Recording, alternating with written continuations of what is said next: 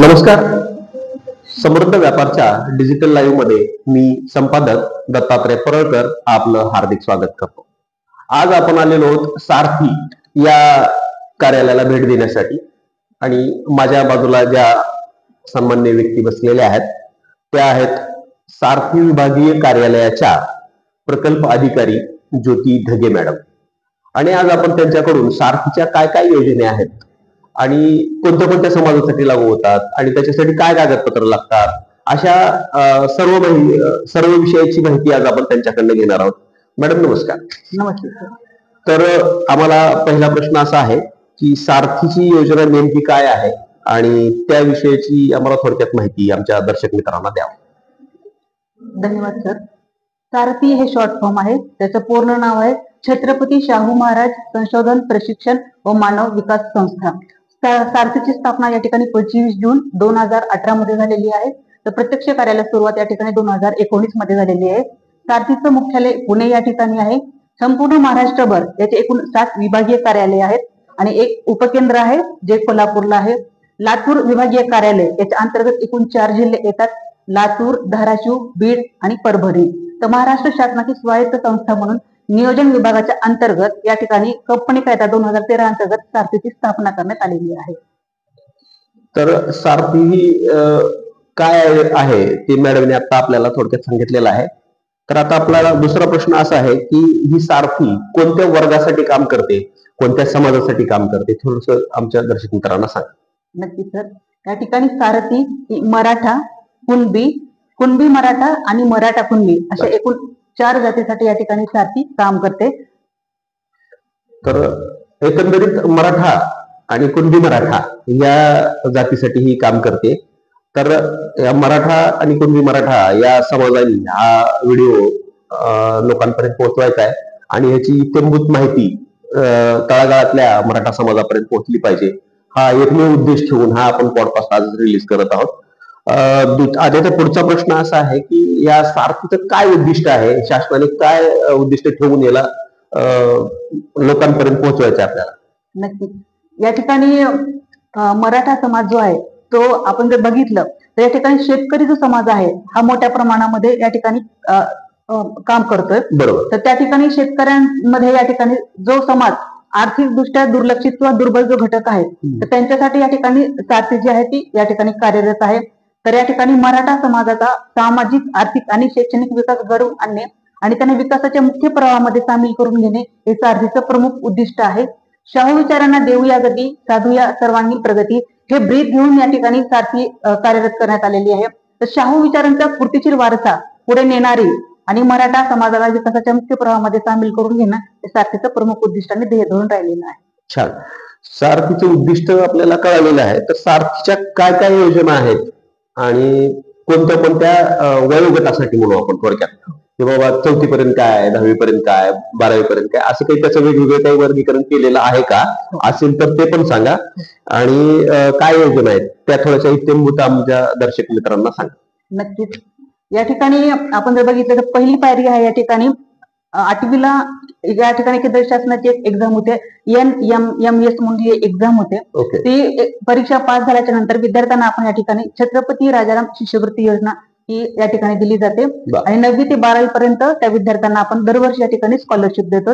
त्याच्यानंतर पुढच्या शिक्षणासाठी त्याची ती काही रक्कम आहे का, रक्कम सांगता येईल का? हा, ती रक्कम आता सध्याला या ठिकाणी वार्षिक 7,000 रुपये आपण या ठिकाणी विद्यार्थ्यांना त्यांच्या खात्यामध्ये डीबीटी केली जाते, डायरेक्ट बेनिफिट ट्रान्सफर. त्या विद्यार्थ्यांना या ठिकाणी आर्थिक लाभ दिला जातो 8वी ते 12वी पर्यंत. 9वी ते 12वी. 9वी ते 12वी. ओके. म्हणजे 8वीला परीक्षा द्यायची, तो पात्र झाला की मग 9वी ते 12वी पर्यंत ही योजना त्याला मिळेल. या योजनेचा लाभ त्या विद्यार्थ्याला मिळेल. अच्छा. मग हे विद्यार्थी काही संख्येचं काही मर्यादा आहे का याला? नाही, हे विद्यार्थी 100 विद्यार्थी झाले आमचं टार्गेट झालं असं काही नाही? संख्येची मर्यादा नाहीये. जे विद्यार्थी पास होतील ही परीक्षा तर सर्व विद्यार्थ्यांना या ठिकाणी आपण या ठिकाणी आर्थिक लाभ त्यांना दिला जातो.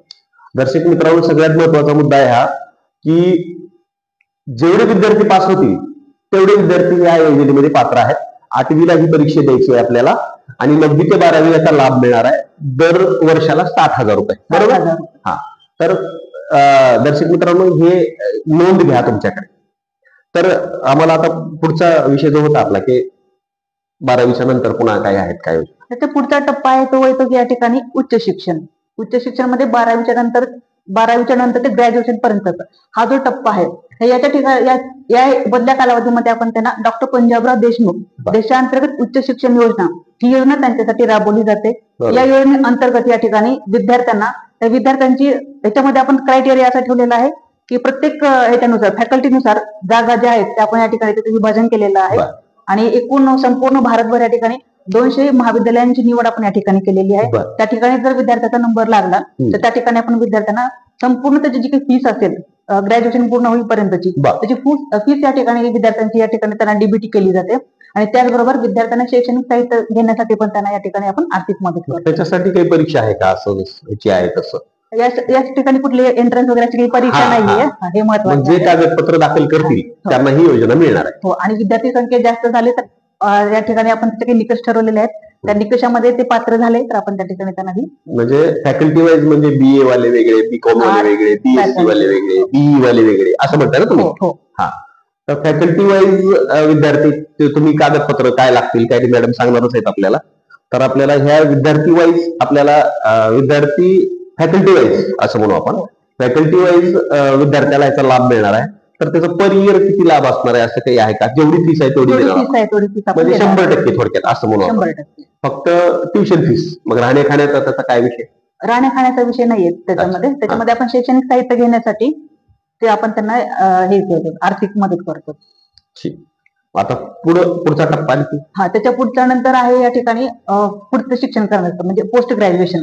याच्यामध्ये हे ऍक्च्युली डॉक्टर पंजाबराव देशमुख हे ग्रॅज्युएशन आणि पोस्ट ग्रॅज्युएशन दोन्हीसाठी पण आहे. दोन्हीसाठी लागू होतं. 12वी ते पोस्ट ग्रॅज्युएशन पीजी पर्यंत तुमचा 15वी 17वी असं म्हणू आपण. फर्स्ट इयर ते पीजी पर्यंत त्याच्यासाठी ही योजना आहे. बरोबर. त्याच्यानंतर पीजीच्या नंतर एमफिल आणि पीएचडी करणारे विद्यार्थी असतात तर त्यांच्यासाठी सारथीची खूप मोठी योजना आहे. या ठिकाणी एमफिल आणि पीएचडी करणाऱ्या विद्यार्थ्यांसाठी फेलोशिप. तर जी फेलोशिप आहे त्या विद्यार्थ्यांना आपण या ठिकाणी सर एंट्रन्स घेत होता अगोदर, ते एंट्रन्स क्वालिफाय झाल्याच्या नंतर त्या ठिकाणी विद्यार्थ्यांना या ठिकाणी फेलोशिप दिली जाते. ती फेलोशिप असते टोटल 5 वर्षाची. त्याच्यामध्ये ज्युनियर फेलोशिप आहे 2 वर्षाची आणि सिनियर फेलोशिप आहे 3 वर्षाची. टोटल 5 वर्ष. तर ज्युनियर फेलोशिप जी आहे त्याला JRF असं म्हणलं जातं, सिनियर फेलोशिप आहे SRF. ज्युनियर फेलोशिप आपण एका विद्यार्थ्याला या ठिकाणी मासिक 37,000 रुपये आपण त्या विद्यार्थ्याच्या अकाउंटला ट्रान्सफर करू मंथली. आणि सिनियर फेलोशिप जे आहे ते या ठिकाणी 42,000 रुपये मासिक त्या विद्यार्थ्यांना आपण त्या ठिकाणी त्यांना आर्थिक लाभ देतो.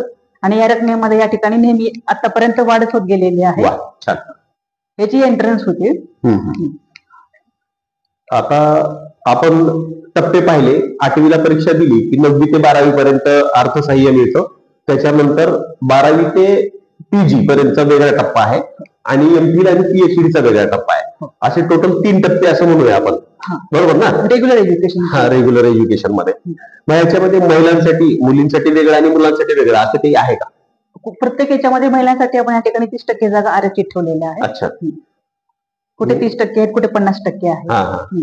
त्याच्यानंतर आणखीन पुढच्या योजना आहे त्या ठिकाणी स्पर्धा परीक्षेची तयारी करणाऱ्या विद्यार्थ्यांसाठी. तर या ठिकाणी UPSC, MPSC, IBPS, त्याच्यानंतर तांत्रिक सेवा, न्यायिक सेवा, गट ब, गट क, गट ड, सेट नेट याची तयारी करणारे जे काही विद्यार्थी असतील स्पर्धा परीक्षेशी संबंधित, तर त्या विद्यार्थ्यांना आपण या ठिकाणी एक आकस्मिक खर्च म्हणून एक विशिष्ट अमाऊंट देतो, ज्याला कंटेजन्सी असं म्हटलं जाते. आणि स्टायपंड किंवा विद्यावेतन एक ठरलेली रक्कम असते ती या ठिकाणी विद्यार्थ्यांना त्याचं पूर्ण प्रशिक्षण कालावधी पूर्ण होईपर्यंत त्या विद्यार्थ्यांना आपण त्यांना या ठिकाणी आणि कोचिंग प्लस या ठिकाणी मोफत कोचिंग पण त्या विद्यार्थ्यांना दिलं जातं. दर्शक मित्रांनो, स्पर्धा परीक्षेसाठी सुद्धा यामध्ये योजना आहेत. तर दर्शक मित्रांनो, सगळ्यात महत्वाचा मुद्दा असा आहे की अशी कुठलीच क्रायटेरिया सोडलेला नाहीये. 8वी पासून पुढे तुम्हाला किती शिकताल तेवढे पैसे तुम्हाला मिळणार आहेत आणि शासन तुम्हाला मदत करणार आहे. तर आता स्पर्धा परीक्षेचा पण टप्पा आपला समजा हे झालेला आहे, पण त्याच्यात काही असा रक्कम वगैरे आहे का? त्याच्यामध्ये आपण UPSC ची तयारी करणाऱ्या विद्यार्थ्यांना या ठिकाणी 13,000 रुपये स्टायपंड दिला जातो मंथली. ओके. मोफत 11 महिने त्यांना मोफत प्रशिक्षण दिलं जातं. प्रशिक्षण 2 ठिकाणी दिलं जातं, दिल्ली आणि पुणे या 2 ठिकाणी दिलं जातं. त्याच्यानंतर आकस्मिक खर्च आपण 18,000 बघितलं, स्टायपंड आहे 13,000 रुपये. हे UPSC आणि MPSC दोन्हीसाठी पण, आणि बाकीचे मग ते प्रत्येकाची अमाऊंट वेगवेगळी आहे. त्याच्यानंतर आहे आपण कृषी विभागाकडे येऊयात. तर या ठिकाणी 10वीच्या बेसवरती, 12वीच्या बेसवरती आणि ऍग्रिकल्चर झालेलं असेल तर त्या विद्यार्थ्यांना या ठिकाणी आपण ड्रोन पायलट याचे मोफत या ठिकाणी प्रशिक्षण दिलं जातं. त्याचे दोन आहेत. तसं जर बघितलं तर 180 दिवसाचा एक कालावधी आहे आणि 7 दिवसांचा. तर त्याचं बीएससी ऍग्री वगैरे झालेलं आहे त्यांच्यासाठी रिलेटेड जे असेल तर त्यांच्यासाठी आपण या ठिकाणी 6 महिन्याचं या ठिकाणी ड्रोन पायलट प्रशिक्षण या ठिकाणी मोफत देतो आणि राहण्याची सोय वगैरे त्यांची या ठिकाणी आपण मोफतच करतो, राहण्याची आणि जेवणाची. तर आता मॅडम आणखी तो दुसरा एक मुद्दा स्पष्ट केलाय की ज्यांनी कृषीचं शिक्षण घेतलंय त्याच्यासाठी ड्रोन पायलट आणि ह्याचं शिक्षण तुम्हाला रेसिडेन्स मिळणार आहे, म्हणजे पूर्ण राहणे, खाणे आणि प्रशिक्षण हे टोटल मोफत आहे. एकदम 1ही रुपये आपल्याला भरायचा नाही, फक्त कागदपत्र सादर करायचे आणि या योजनेचा लाभ घ्यायचा.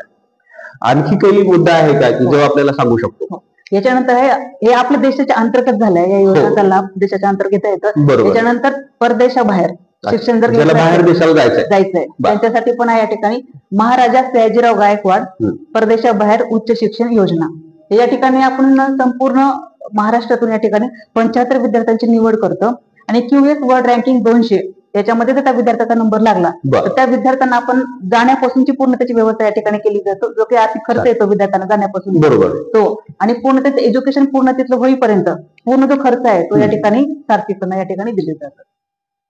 तर दर्शक मित्रांनो, आणखी एक महत्वाचा मुद्दा मॅडमने सांगितलाय की उच्च शिक्षणासाठी जर तुम्हाला बाहेर देशाला जायचं असेल तर जाण्यापासून तिथल्या शिक्षणाचा पूर्ण खर्च सारथी करत आहे. तर यासाठी आता ही जी सगळ्या योजना ज्या आपण सांगितल्यात, कागदपत्र काय लागतात त्याचे? नॉर्मलच आहेत की काही स्पेशल काही लागते? याचे महत्वाचे 2 निकष आहेत सर. एक, ती व्यक्ती किंवा लाभार्थी हा महाराष्ट्राचा रहिवासी असला पाहिजे आणि दुसरा मुद्दा मी सुरुवातीला स्पष्ट केलं होतं की आर्थिकदृष्ट्या दुर्बल घटक म्हणजे ज्याचं उत्पन्न 8 लाखाच्या आत आहे त्यांच्यासाठी आपण या ठिकाणी योजना राबवतो. मग आता त्याच्यासाठी काही प्रमाणपत्र वेगळे लागतं का? याला रहिवासी प्रमाणपत्र लागतं महाराष्ट्राचं, त्याच्यानंतर उत्पन्न 8 लाखाच्या आत उत्पन्नाचं लागतं आणि कुणबी मराठा असेल तर या ठिकाणी आपण NCL जे म्हणतो, नॉन क्रिमिनल सर्टिफिकेट लागतं आणि बाकीचे जे शैक्षणिक अर्हता आहेत ते त्यांच्या फॅकल्टीने आपण ते कागदपत्र मागवतो. म्हणजे कागदपत्र काही असे विशेष कागदपत्र लागत नाहीयेत, सर्वसामान्य कागदपत्रामध्ये, कमी कागदपत्रामध्ये तुम्हाला ह्या सगळ्या योजनेचा लाभ मिळणार आहे. तर तुम्ही या योजनेचा लाभ घ्यावा यासाठीच हा पॉडकास्ट आपण आज इथं शूट करत आहोत. याचं औचित्य असं आहे की छत्रपती शाहू महाराजांची जयंती आहे आणि त्या जयंतीच्या निमित्तानं हा आज आम्ही पॉडकास्ट शूट केलेला आहे. आणि मॅडम, आणखी काही मुद्दा असा काय वाटतं की तुम्हाला सांगायचा आहे विद्यार्थ्यांना, तर तुम्ही तो मुद्दा डायरेक्ट विद्यार्थ्यांना तुम्ही तो मुद्दा सांगावा.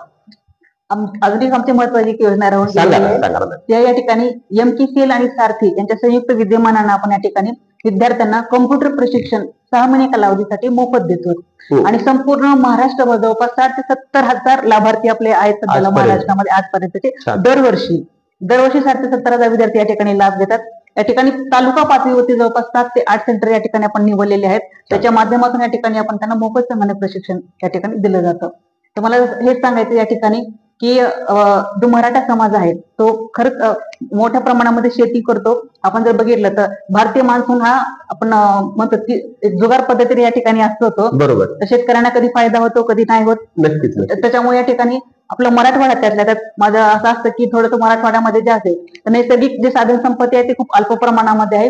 कोणाचं कुठलंही असं पाहिजे तसं सोडते तर नाहीये. तर शिक्षण हे महत्वाचं हत्यार आणि साधन आहे. तर त्याचा उपयोग करून आपण या ठिकाणी सारथीच्या अधिकाधिक योजनांचा लाभ घ्यावा आणि विकासाच्या मुख्य प्रवाहामध्ये सामील होऊन स्वतःचा विकास करावा, समाजाचा विकास करावा, देशाचा विकास करावा. शिक्षण हे वाघिणीचं दूध आहे असं म्हटलं जातं. तर विद्यार्थ्यांनो, आपल्याला समृद्ध व्यापाराच्या वतीने नम्र निवेदन आहे की या सारथीच्या योजना आपण लाभ घ्यावा आणि स्वतःचा आणि आपल्या कुटुंबाचा, आपल्या देशाचा उत्कर्ष करण्यामध्ये महत्वाचं योगदान द्यावं. तर मॅडम, तुम्ही आमच्या समृद्ध व्यापाराला मुलाखत दिली आणि एवढं सविस्तर सगळी असं मार्गदर्शन केलं त्याबद्दल तुमचे मनपूर्वक आभार. धन्यवाद.